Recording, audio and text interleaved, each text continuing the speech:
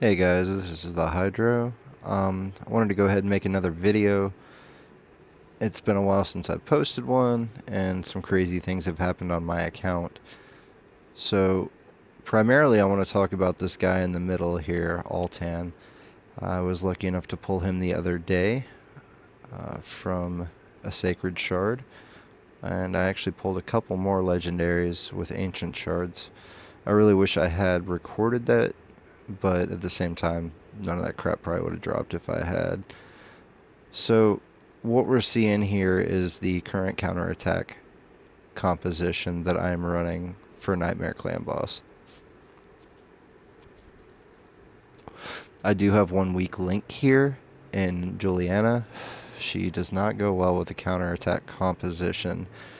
I am getting Steel Skull ready to replace her. It'll give me 100% uptime on a defense buff between her and Altan, and it'll give us just a more solid counterattack comp all the way around. Because of her A1 that increases her turn meter when she crits on an attack, she does fall out of the counterattack, and usually at the worst possible time. I've been trying to speed tune her and figure things out, but it is crit based, so I can't always keep her in line with everybody else. I've been working on it as best I can. So this pull of Altan has changed the entire clan boss game for me. My damage jumped ridiculous numbers just from picking him up, and uh, and I'm still tuning this team to try and figure out how to make him run well on auto. I actually made a mistake there by filling up all my debuffs and not having an attack down on there. Kale and Juliana combined do cause that problem. It's not the end of the world in earlier battles of the clan boss, and apparently I distracted myself and lost a turn to a stun there as well. But hopefully with this attack here, I'll get attack down back up. When it's not up, I take a ridiculous amount of damage at this point in the clan boss. This is Nightmare. Nightmare clan boss is really no joke. But it's been a lot of fun to make rapid progress on my account. It's always amazing how one hero can do that. And as most folks know, I am primarily a free-to-play. I have spent roughly $50, 30 of which was donated for a shard video, and I took a bad smack there because I allowed things to get off in my rotation.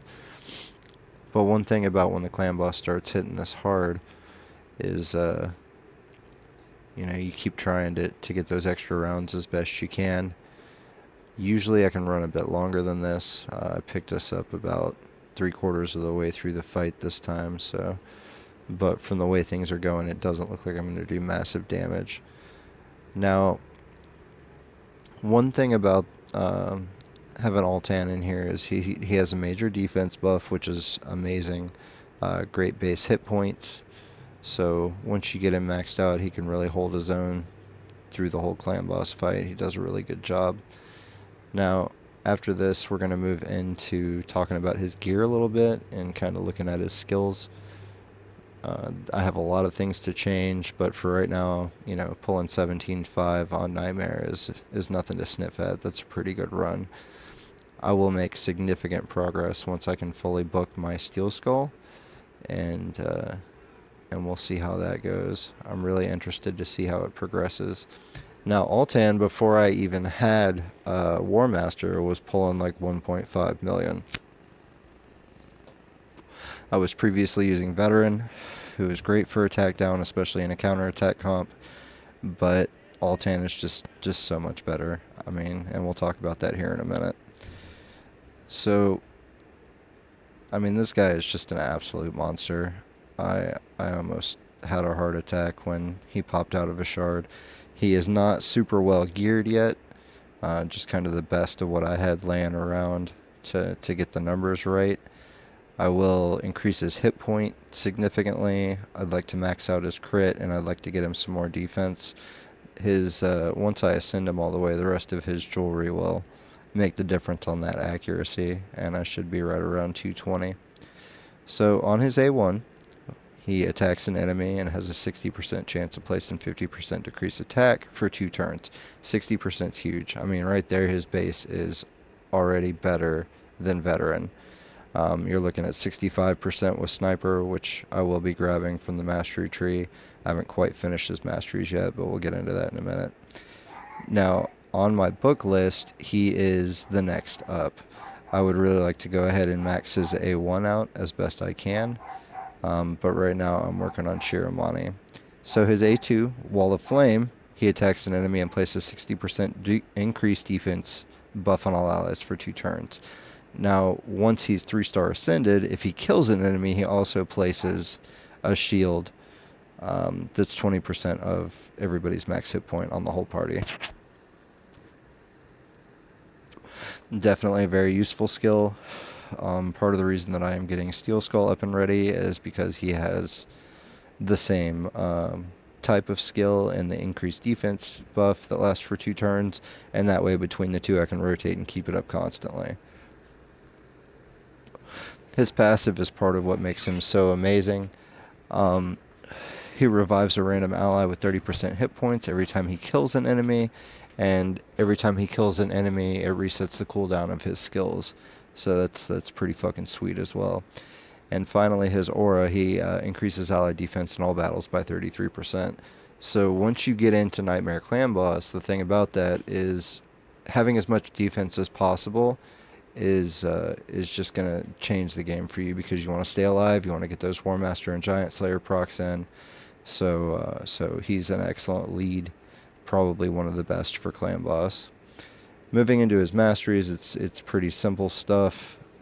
This is probably standard for a lot of attack heroes. So in the attack tree, or the offense tree, I went straight down to War Master. I pulled Life Drinker just to have a little bit extra healing when he gets low on hit points, but as you saw, he pretty much survives to one shot no matter what.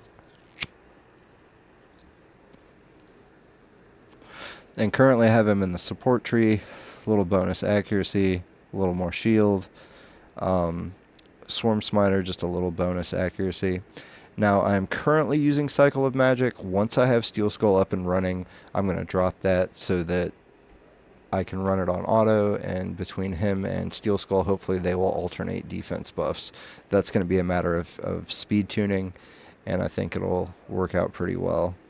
I kind of wasted, I feel like, a mastery tree on Lore of Steel because I'm not using a match set to increase anything, but it's not that huge of a bonus. It does allow me to get Master Hexer, and it does allow me to get Sniper, which are the last 2 skills that I'm going to go ahead and get for him. I want to keep that decreased attack up as much as possible, and I want to go ahead and get it up to the highest percentage I can. So that's pretty much what I'm working with Altan. I will do a couple more videos, not only as he progresses gear-wise, but I have a couple other legendaries up and coming that I want to work on, and I do want to talk about this guy here a little bit. Steel Skull is, he's amazing. I've made some progress on him, but the biggest thing is I got to get this A1 booked. Once I do, he should be a good replacement for Juliana on the Nightmare Clan boss. So that's just kind of a quick run through. I may do another video of my Dragon 20 runs because I have slotted Altan in there. He makes a big difference. Not necessarily speed wise, they still take 5 minutes or so, but it's well worth getting some more detail about the guy. So again, this is the Hydra. Thank you guys for checking out this video. If you have any questions, if you have any video suggestions, anything like that, I would absolutely love to hear them. I'm usually sitting around when I have free time thinking, well, what kind of video can I make? And what can I do for folks? You know, if there's any way I can help, I would absolutely love to. I don't know everything about the game, but I've done a lot of research and I have a lot of knowledge. So Thank you guys for your time, and I will catch you on the next video.